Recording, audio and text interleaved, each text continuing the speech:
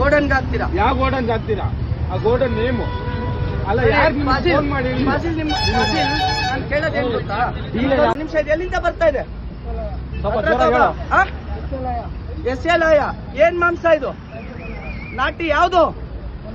ದನ ಏನು ಏನು ಇದು? ಕರುನ ಏನು? ನಾಟಿ ಕರ. ಎಷ್ಟು ಕರ ಇದಾವೆ ಒಟ್ಟು?